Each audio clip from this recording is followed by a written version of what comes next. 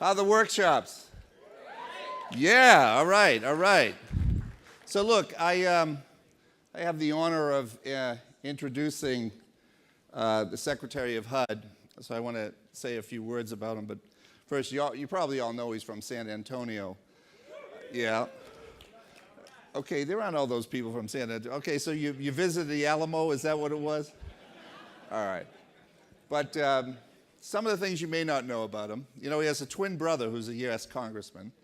And for all we know, this could be him. They just changed suits, You never know. And the secretary also has graciously agreed to take questions, And remember, this is a member of the president's cabinet, and he's open, he's ready, he's willing to work with us.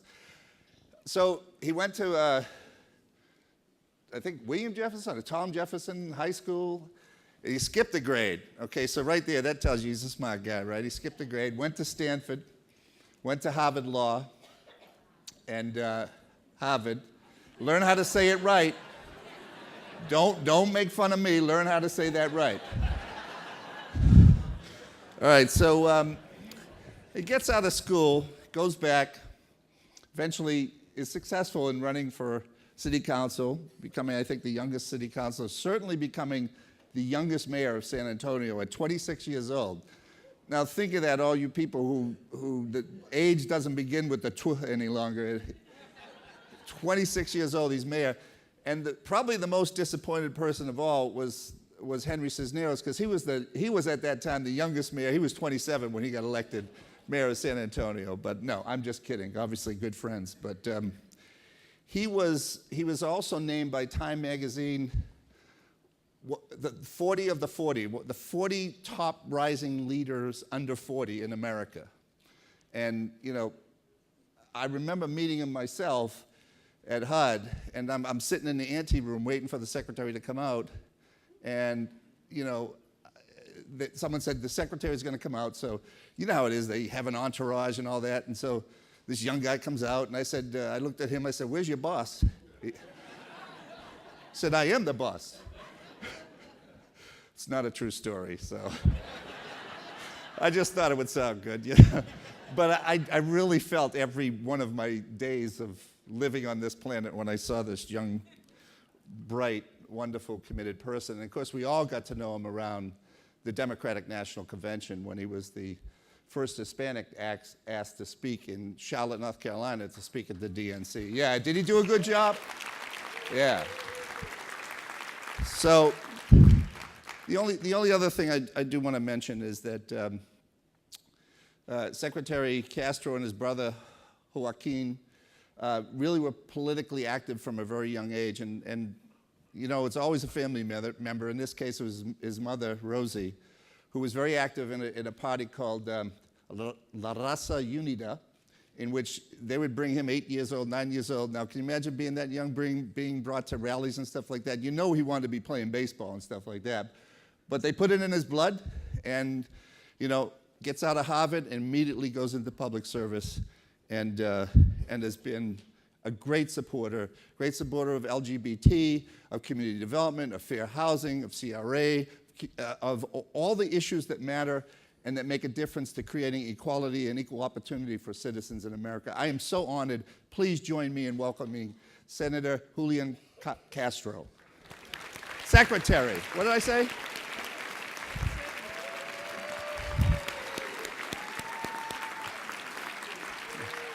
Thank you.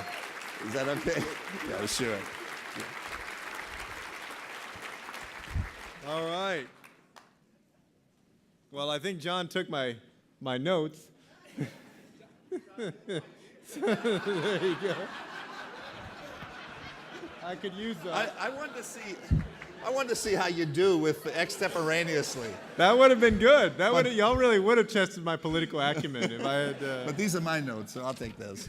Well, thank you, sir. First of all, thank you, John, for that very generous introduction. Oh, sure. And more importantly, for the great work that you are doing, your leadership at NCRC. Thank you, sir. Good afternoon.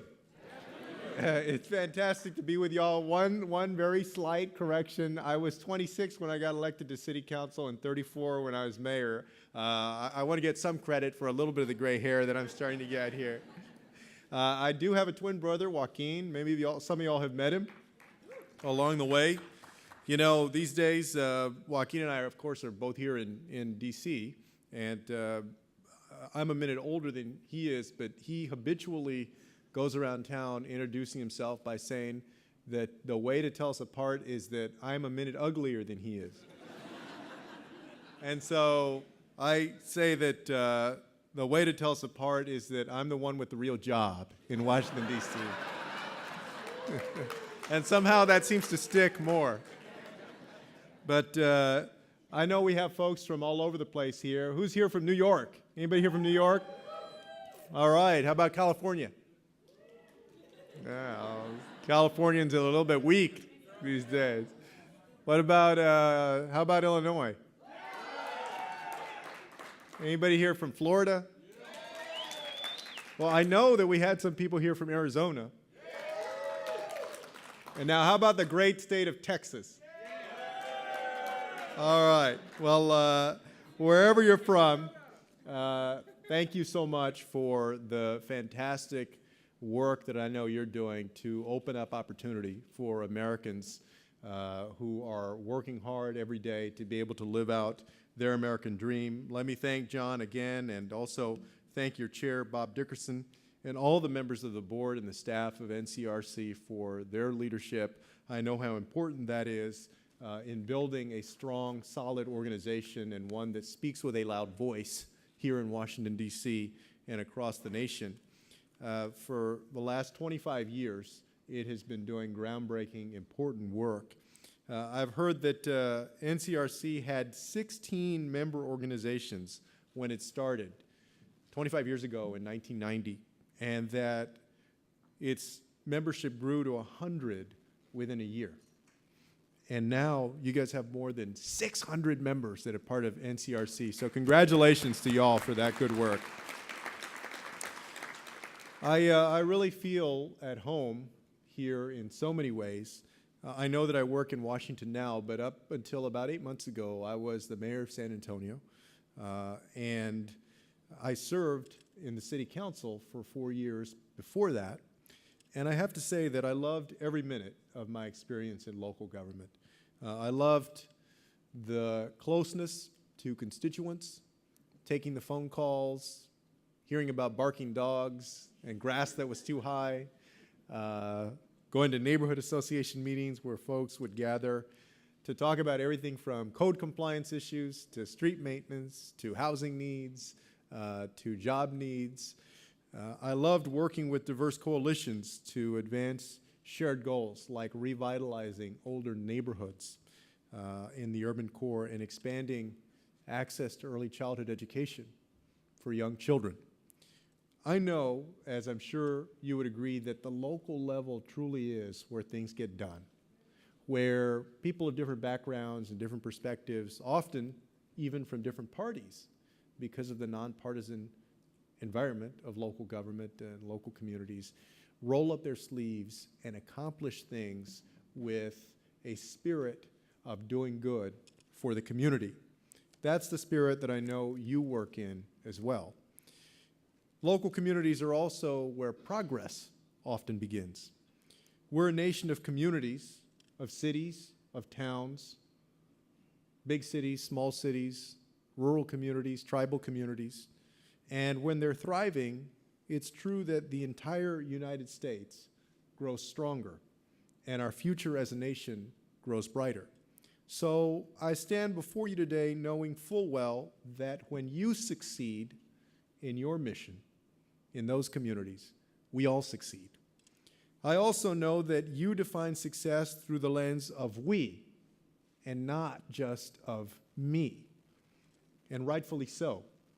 Just because folks are of modest means doesn't mean that they have modest dreams. They have the same hopes and aspirations as everyone else, and we all benefit when every American has a fair chance to reach those dreams. That's why I appreciate your focus during this conference on a just economy. You understand that our futures are linked and that when our neighbors and communities do well, we all do well. And all of us at HUD are eager to work with you in continued partnership to make these ideals a reality from coast to coast, city to city, neighborhood to neighborhood across our beautiful land. These days, we're celebrating 50 years of Department of Housing and Urban Development. 50 years since President Johnson signed legislation that brought HUD into being.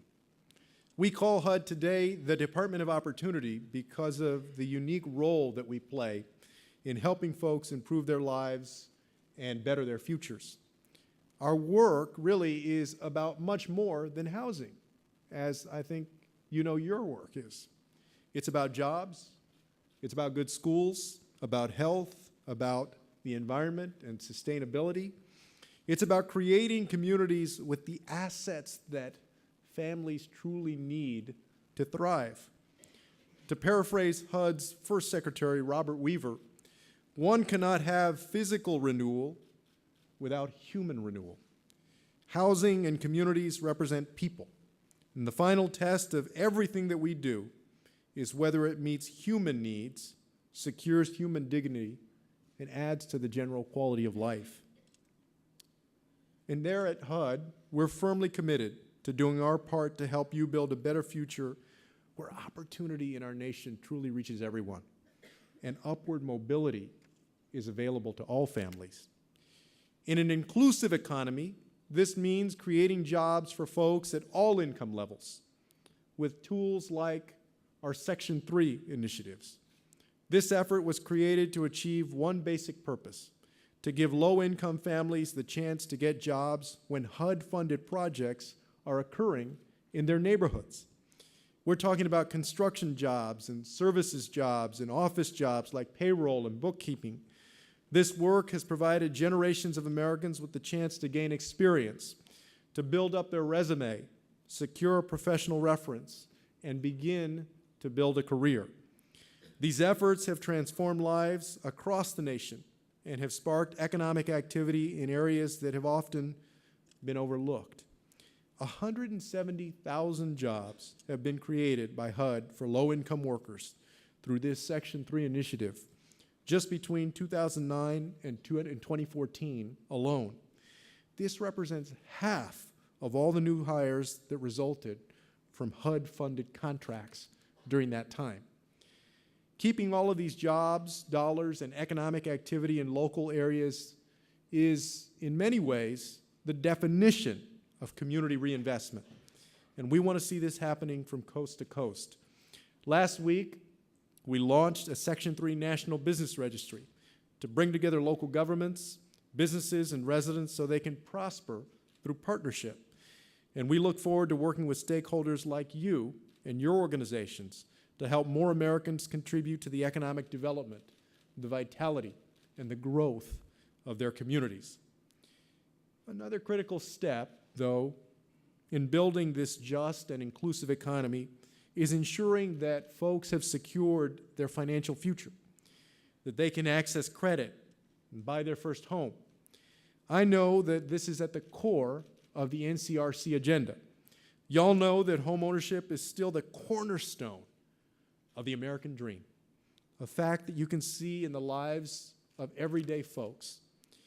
One of them is a woman named Kim Hartman from Des Moines, Iowa. Kim grew up as a foster child, and she was forced to change homes and change schools on a regular basis. And because of that experience, she always dreamed about giving her own kids a better life, a dream that came true this past September when she bought a home. Kim's wasn't an overnight success story. She did put years of work as a pharmacy technician in. She took financial education courses, and she spent hundreds of hours helping to build homes with a local HUD partner, the Greater Des Moines Habitat for Humanity. But now she speaks with pride about the fact that she has a permanent address, that her kids can board the same bus for school each and every day, and that her young girls know that she'll be there when they arrive home from school. That's why the opportunity of home ownership is so powerful. It's a source of pride. It's a source of wealth creation, a way to build savings and build up a nest and a nest egg. And perhaps most importantly, it strengthens communities and contributes to the forward progress of our entire nation. That's why over the last 8 months, I've crisscrossed this nation saying it's time to remove the stigma from promoting home ownership. The American people are smart enough. The American people are smart enough to heed the lessons of the past without forsaking our future. The answer isn't to deny responsible Americans home ownership. It's to do home ownership right. Since 2009, the Obama administration has enacted historic safeguards to prevent our nation from revisiting the reckless lending environment that we saw in the last decade. HUD has also worked with groups like NCRC to offer housing counseling to millions of families to prepare them for home ownership. This work has been so effective that President Obama has asked for $60 million in this 2016 budget to expand this work, an increase of 28% that will help even more Americans responsibly own their home. Now, our responsibility is to ensure that everyone who is ready and willing can buy a home. That's where the Federal Housing Administration comes in. As many of you know, the FHA has long been a beacon of hope for underserved borrowers. And that's no more true today than ever before. We've insured 1.6 million first-time homebuyers in the last 3 years alone. And we want more folks to be able to access our services. What does this mean? First, it means expanding access to credit. Some believe that a few years ago it was too easy to get a home loan. In 2015, it's too hard. So we've undergone a year-long effort to clarify our policies so that lenders can feel more confident in working with a wide range of creditworthy borrowers. And we're going to keep building on this progress to give more responsible folks the access to credit that they're working for and that they deserve. Second, we want to make sure that home ownership is more affordable for those who already qualify for an FHA loan. FHA premiums were at a historically high level when we entered this year, 2015. The cost of obtaining the American dream was too high for too many working families. One estimate said that up to 255,000 creditworthy borrowers were priced out of the market last year as a result. Because of that, this administration took action. In January, we reduced our annual mortgage insurance premiums by 0.5 percentage point. And I want to thank the NCRC for its support of this announcement. You know, this modest measure will have a big impact for American families. We expect our premium reduction to help more than 2 million borrowers save an average of $900 annually over the next 3 years. It'll also encourage nearly 250,000 new borrowers to purchase their first home. By bringing these costs down, we're helping folks lift themselves up and expanding opportunity for generations of Americans to come. Of course, all of us also know that this expansion of opportunity is only possible when folks are treated fairly during the lending process. And sorry to say, that's not always the case, even in the year 2015. That's why HUD is so focused on another pillar of an inclusive economy, a lending environment that is free from discrimination. Our dedicated fair housing team works tirelessly to ensure that the housing market treats every American with the dignity and the respect that they deserve. That's why the Freedom Mortgage Corporation settled with us to resolve allegations that it discriminated against those with disabilities. That's why we took on Wells Fargo and reached a $5 million settlement in response to allegations that it treated women who were pregnant or on maternity leave unfairly.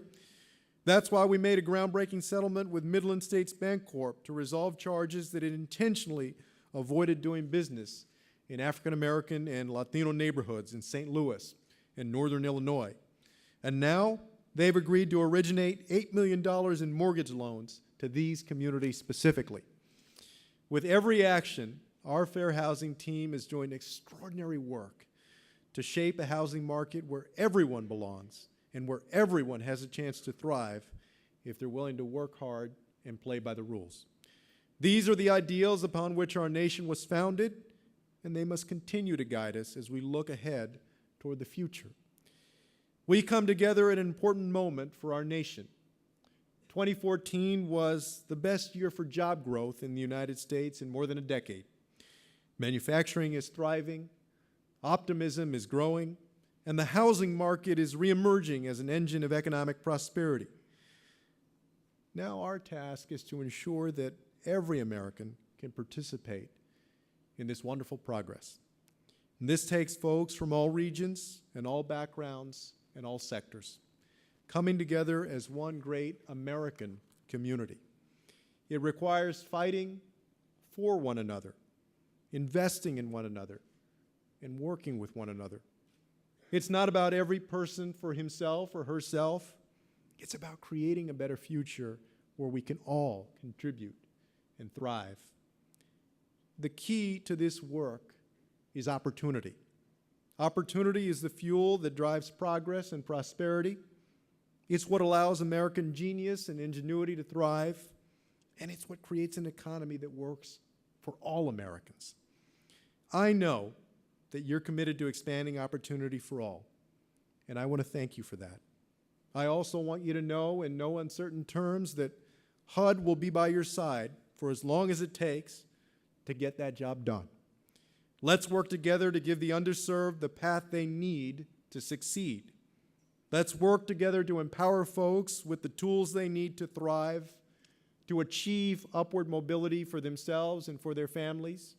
And let's make the next chapter in our American story its greatest yet. Let's make this 21st century another American century. Thank you all very much.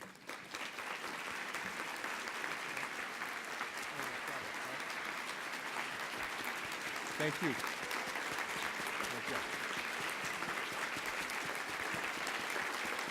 Thank you.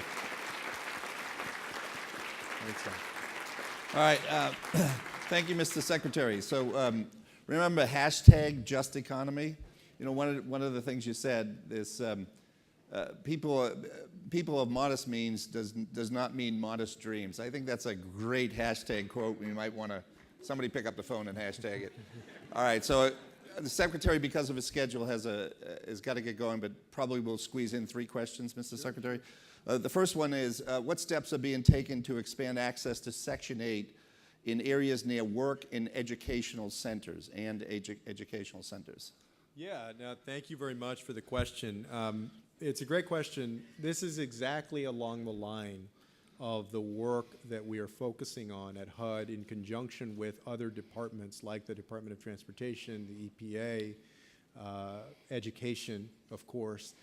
It's at the center of the work we're doing with choice neighborhoods, for instance, and other place-based initiatives like Promise Zones, and over at the Department of Education, Promise Neighborhoods. When I got the call, I guess about 11 months ago, from President Obama about my interest in this role, the number one thing that I was excited about in taking it on was how we create other opportunity in people's lives. In other words, how do we use housing as a platform for their success and improvement of quality of life across the board? And a big part of that is ensuring that folks have, if they're working age, that they have better access to job training opportunities and access to better jobs. That's the idea, part of the idea behind Section 3. It's also part of the idea behind things like family self-sufficiency and Jobs Plus. But also, if you're a young child, how do we make sure that you are able to have upward mobility so that we don't see intergenerational poverty?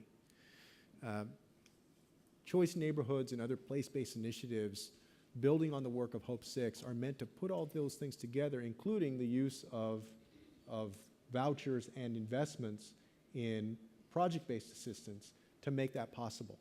One of the other things along these lines that I'm excited about that we're looking at right now is a broadband initiative in a number of cities to bring broadband to public housing communities, which often do not have access to broadband, and to combine that with the other educational resources that have been brought to bear already. The ultimate goal that we have here is, if we were to take a survey of all of the young people in those public housing communities, what we want is that we would like to see them walk this stage and get their high school diploma, and then walk the stage and get their university degree or a community college degree or a technical training certificate so that they can provide for themselves and their families and they can be self-sufficient. And that's what we're working toward. The last thing that I'll say on this, though, is that as well-intentioned as we all are about this, we need to get a lot more precise about being able to measure the impact of our investments. For instance, I recently asked my staff, I said, do we know how many of the people who do not have a high school diploma, who live in public housing or subsidized housing, how many of them got a GED last year because of the programs that we have out there? Do we know how many of them got a community college degree or are working toward that? We are not adequately measuring right now the impact of some of our work. That's important because we really want to know what's working and what is not working as well as it should. And in this environment, this constrained resource environment, when we show success with these investments and we show the outcomes that are possible, that is a powerful calling card in front of Congress to be able to make investments in these initiatives. And during these next 2 years that I'm at HUD, I intend to focus a lot of my effort on creating that pipeline so that we can see where we go from the investment to the outcome. Great. Thank you, Mr. Secretary. Mr. Secretary, will HUD expand the use of disparate impact testing in lawsuits against communities, against local communities?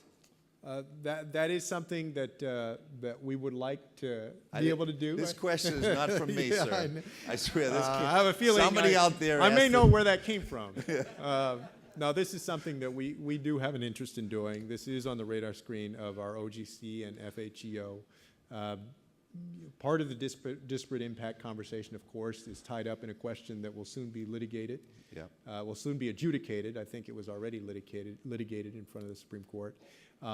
We believe, in general, that disparate impact is an invaluable and appropriate tool in this context. And that case was made, I think, very clearly before the Supreme Court. And so this is definitely something that we would like to pursue. Obviously, we're going to have an answer on a large part of this in short order. Great. Thank you. So, final question. What is being done to improve the quality control on FHA loans? I wish whoever asked this question had a little more detail on what they meant, but if you know. There are a number of things that are being done, I think, to improve the quality of loans that we insure at FHA on every side. With the lender, for instance, we've increased the net worth requirement from $250,000 to $1 million. We've improved servicing on these loans. Yes. We have, for the first time ever, actually introduced a credit score floor of 500 and required a greater down payment for folks with a credit score underneath 580. There's now a 10% down payment. We now require 5% down payment for folks who go above, I believe it's $625 or $525,000. So all around, we have created loans of better quality than they used to be. So much so, in fact, that in conjunction with premiums that I think were high and needed to be adjusted, which is what we've done, the 2013 and 2014 books of business for FHA were its most profitable books of business in the FHA's history. And our challenge is to maintain that strong portfolio, but to ensure that we do it in an inclusive way that reaches to the mission that FHA has always had of providing access to credit for the underserved market. We absolutely cannot forsake that mission. But we have been able to take a number of steps that have increased loan quality over the last several years. A quick tag on to that question. Do you think you might see a day as FHA becomes more profitable that the mortgage insurance won't be a permanent part of an FHA loan? Yeah, this is a great question, and of course, this is something that was reintroduced more recently. Yeah, I won't speak prematurely, and I don't want to hypothesize right now, but It's okay with us. We don't. yeah, and only 1 million of our friends Yeah. watching. But I believe it's clear to everyone in the room that there were measures that were taken as we were in the housing crisis and trying to come out of it. And situations change, and so it's fair to say that at FHA that we will evaluate the conditions as they exist in the future. And I imagine, it's easy to imagine, that we will not always be in the same mode that we have been in during this housing crisis and as we come out of it. So I think it's fair to say HUD is in good hands. We have a secretary who has a background in this, and obviously somebody who's committed to it. Please join me in thanking him for his remarks. Thanks a lot, Rob. Thank you. Thank you, Mr. Secretary.